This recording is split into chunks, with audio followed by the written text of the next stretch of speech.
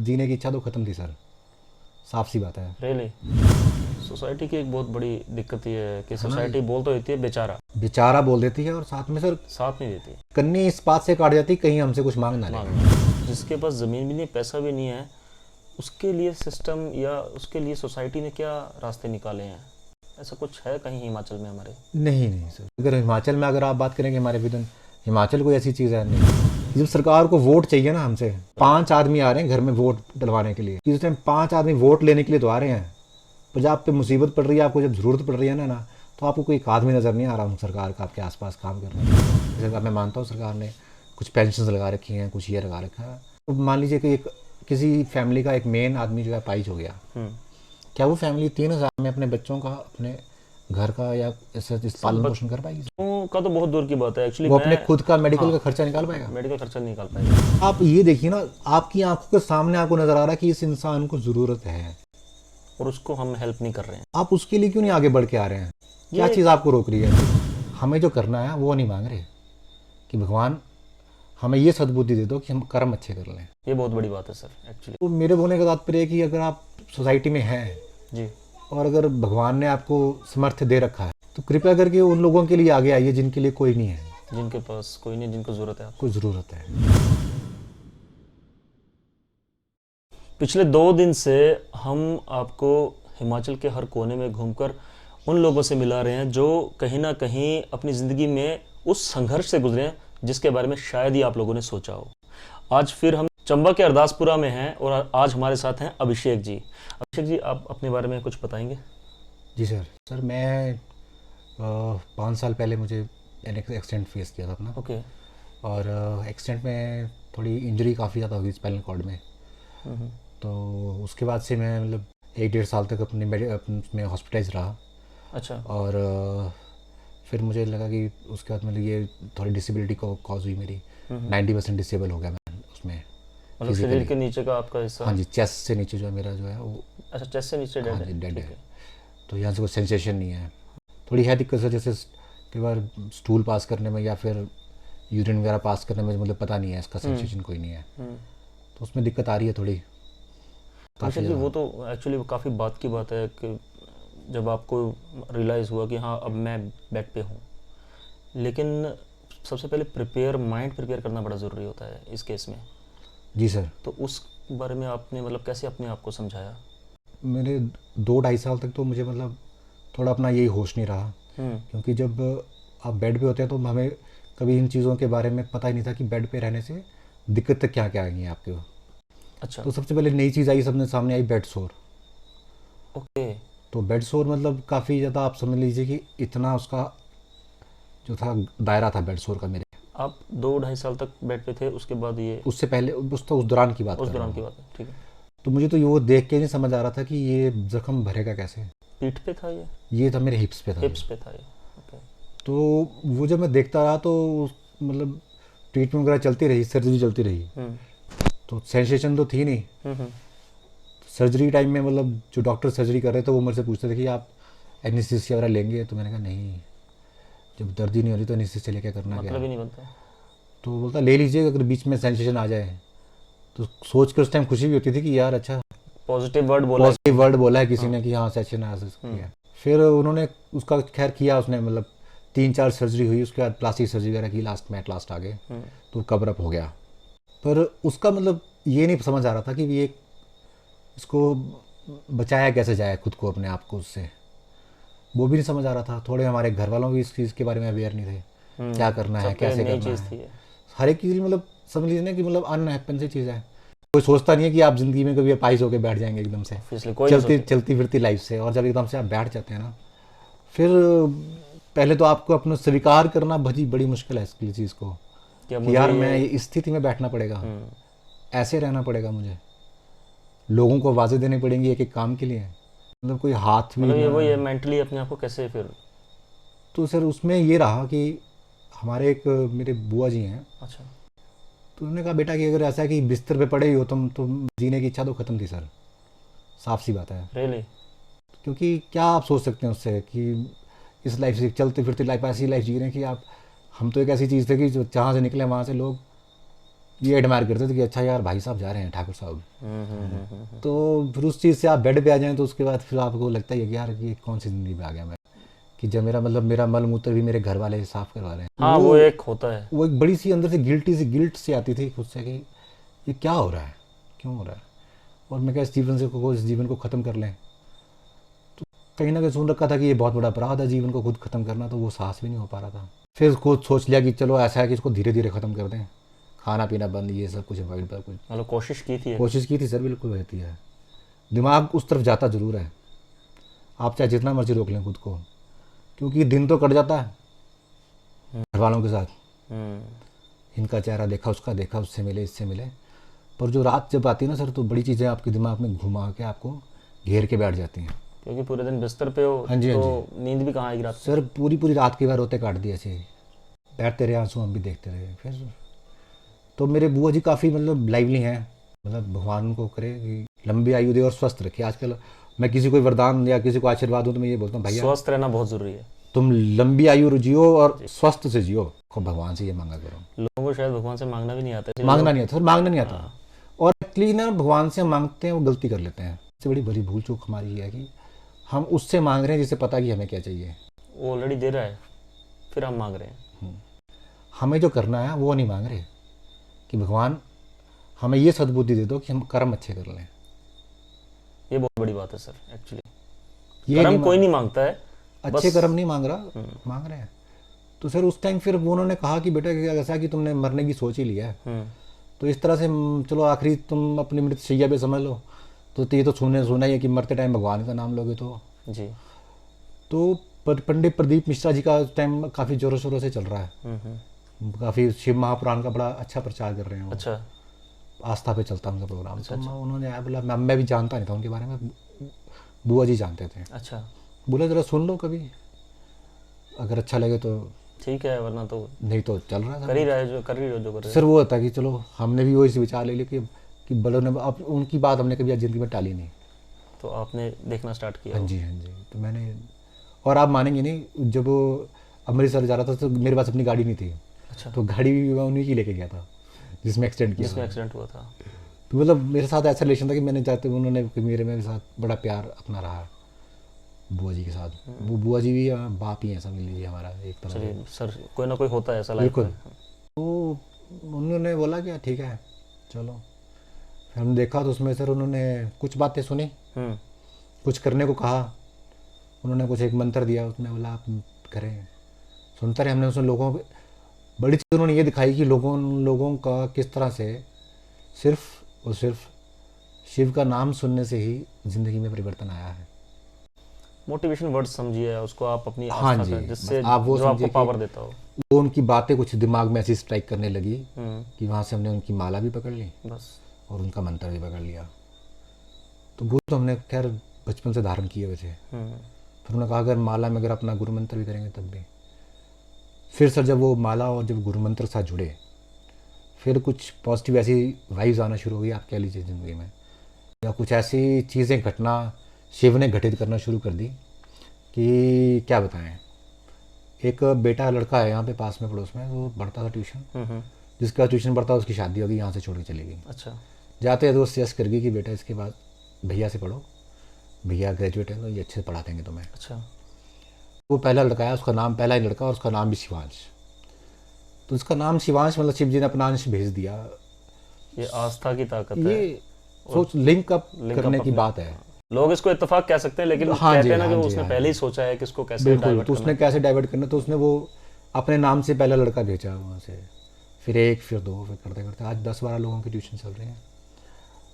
पर मैं ये सोचता हूँ सर कि जैसे चलो मुझे तो रास्ता दिखाने वाला था, पर मैंने कई लोग देखे जिनके पास रास्ता दिखाने वाला नहीं है, जिनके पास कोई सोर्सेज कोई सोर्स नहीं सर।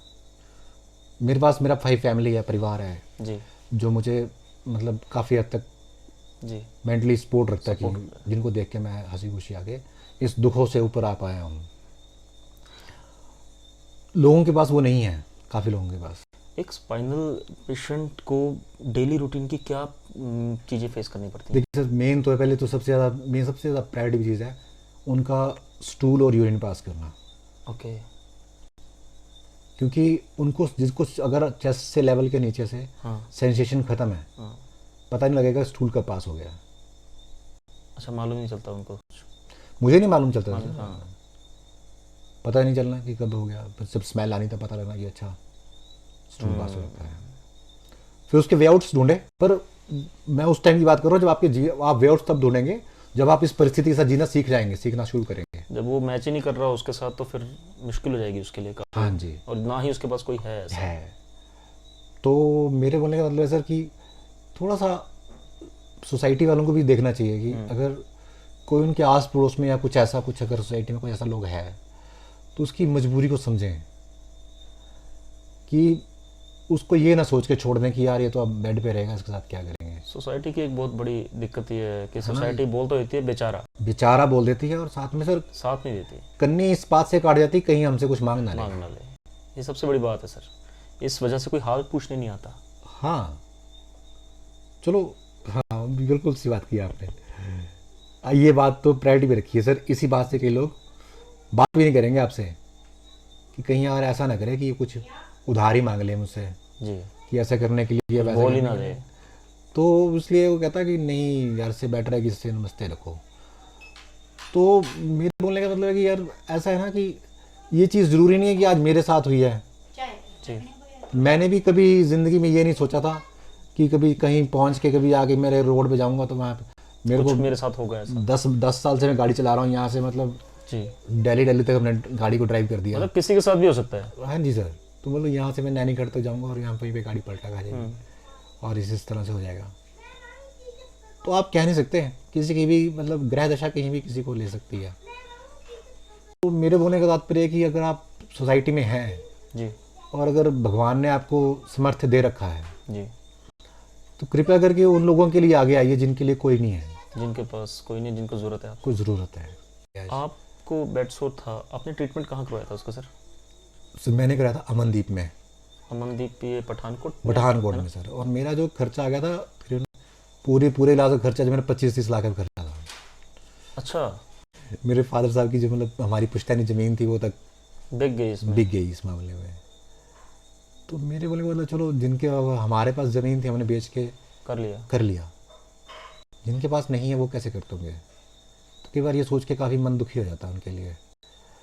और आप एक्चुअली आपने तो, हाँ ये सही बात है कि आपने जैसे वैसे कर लिया, लेकिन जिसके पास ज़मीन भी नहीं, पैसा भी नहीं है, उसके लिए सिस्टम या उसके लिए सोसाइटी ने क्या रास्ते निकाले हैं? ऐसा कुछ है कहीं हिमाचल में हमारे? नहीं सर, उसके लिए तो इनको या तो दौड़ना पड़ेगा दिल्ली के लिए, ज़्यादा नज़दीक जाएंगे तो एक चंडीगढ़ मोहाली तक जाएंगे। इससे नज़दीक अगर हिमाचल में अगर आप बात करेंगे हमारे विदन, हिमाचल कोई ऐसी चीज़ है नहीं।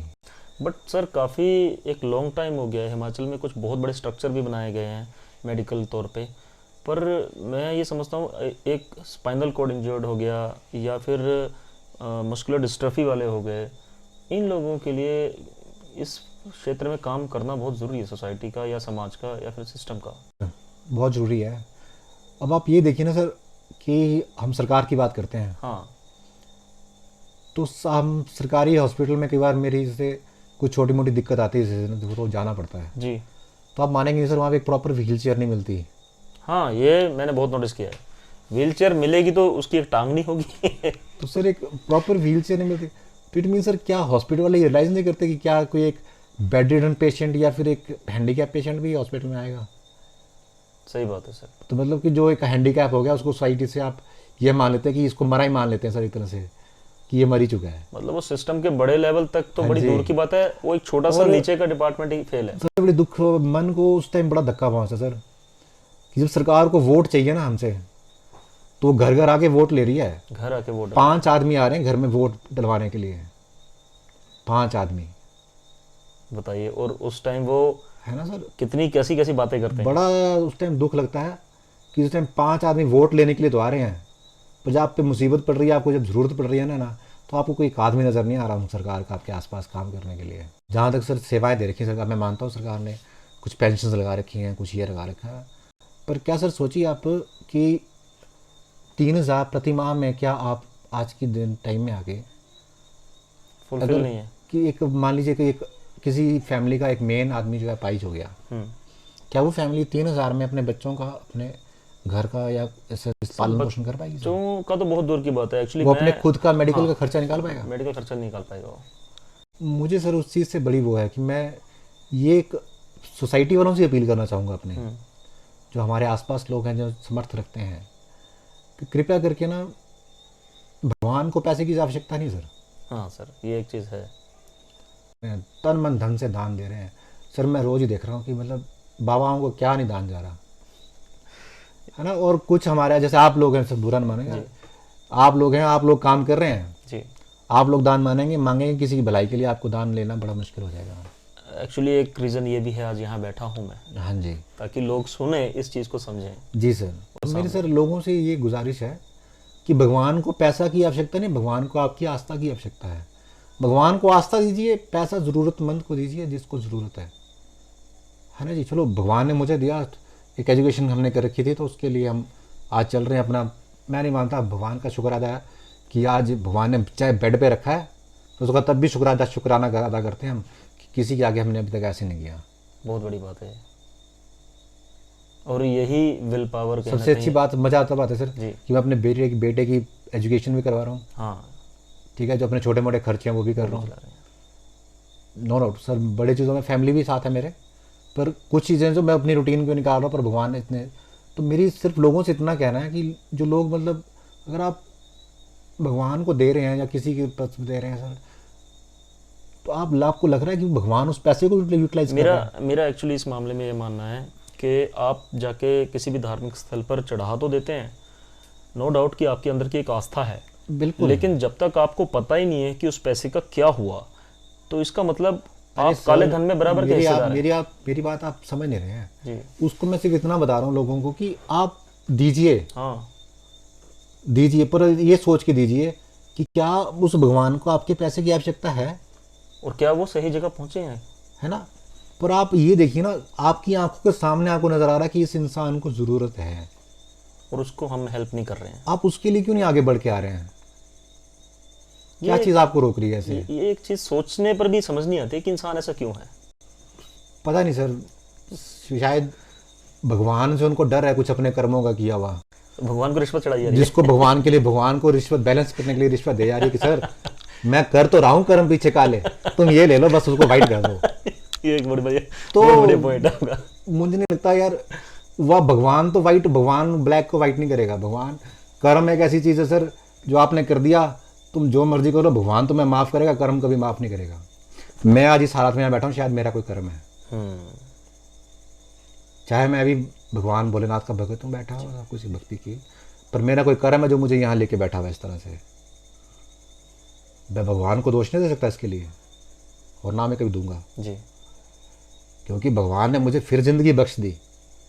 इतने एक्सीडेंट करवाने के बाद मेरे साथ वाले 2 एक्सपायर हो गए, उस एक्सीडेंट में से इतनी इंजरी लेके मैं फिर भी जिंदा वापस आया। सॉरी, उसमें आपके वाइफ एक्सपायर हुए थे सर वो उनकी अपनी जितनी अवधि थी उन्होंने पूरी की ज़िंदगी में, आगे जितना साथ था निभाया। बट ये एक बहुत बड़ी चीज़ होती है, इसको कम बैक करना, अपने आप को उस माहौल से निकालना। मैं इस मुद्दे को छेड़ना नहीं चाहता, करना बट नहीं सर, नहीं वो मुद्दे नहीं है। देखिए वो धर्मपत्नी है, वो आज चली भी गई हैं तब भी हैं, हमने उनको जाने नहीं दिया। यहाँ से तो नहीं जा सकती हैं जी, शरीर चला गया, वो चला गया, कोई बात नहीं। शरीर तो आपका भी जाना है, मेरा भी जाना है, सबका जाना है सर। प्यार तो ना दिल से, आपके दिल से आपकी घरवाली के लिए प्यार चला जाएगा? वो कैसे जाएगा सर, वो नहीं जाएगा। या आज की डेट में अगर मैं इस हालत में, क्या मेरी घरवाली के दिल से प्यार चला जाता मेरे लिए?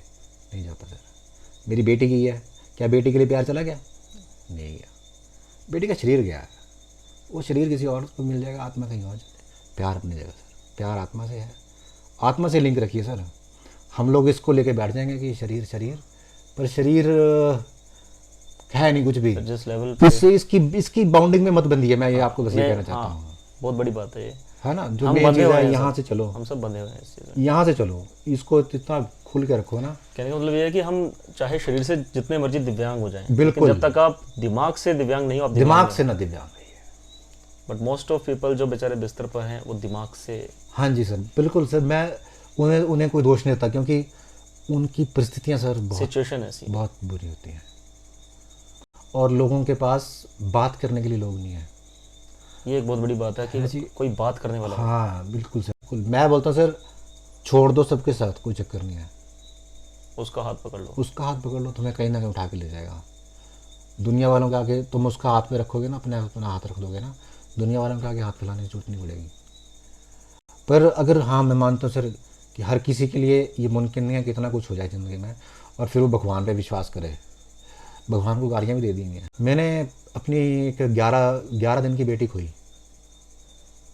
अच्छा। वो बड़ी पहले की बात है सर।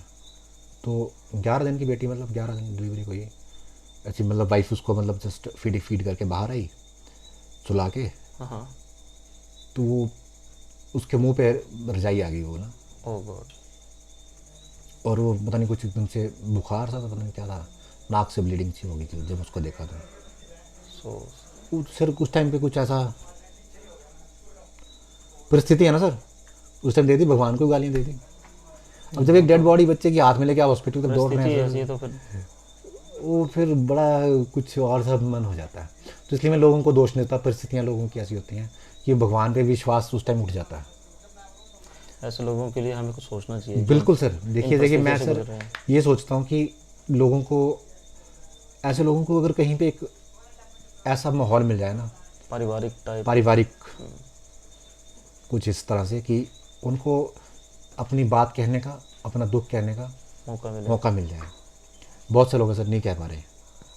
खैर उन्हीं के लिए कोशिश कर रहे हैं हम कि नहीं, फिर जी आप मुझे बहुत ही अच्छा लगा जी जब आपने मुझे ये बात बताई ना कि आप उन लोगों को सिर्फ अपने इलाज नहीं कराना चाहते, जी। पर आप उन लोगों को एक प्लेटफॉर्म देना चाहते हैं कि आप कुछ करिए समाज के लिए, जीने का तरीका। जीने का तरीका दे रहे हैं sir.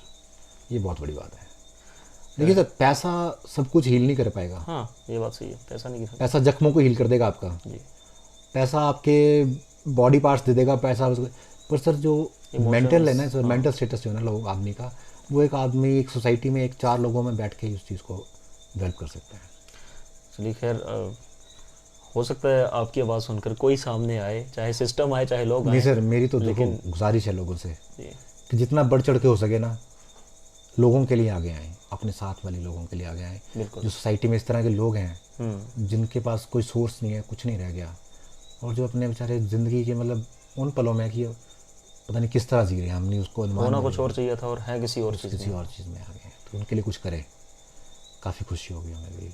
Anyway sir, thank you so much and thanks to all of you. मेरी आपसे हमेशा ये रिक्वेस्ट रहती है और इसी के लिए ग्राउंड लेवल पे हम हर जगह घूम रहे हैं और आपको बता रहे हैं कि एक बेड रिडन क्या, हर वो पेशेंट, हर वो इंसान जो किसी बुरी परिस्थिति से गुजर रहा है, ज़रूरी नहीं है सर कि वो इंसान बुरा है, उसकी सिचुएशन बुरी है। हम चाहते हैं कि आप उन चीज़ों को समझें और उन्हीं चीज़ों के लिए हम कोशिश कर रहे हैं एक ऐसा घर बनाने की जिसमें ऐसे लोगों को हम लेके आएँ जो कहीं ना कहीं अपनी पहचान खो चुके हैं सिर्फ एक इंसिडेंट के कारण। तो मैं चाहता हूँ प्लीज़ आप सभी साथ ज़रूर दें हमेशा, और एक बात हमेशा याद रखिए, इंसानियत से बड़ा कोई धर्म नहीं, सेवा से बड़ा कोई कर्म नहीं। जय हिंद।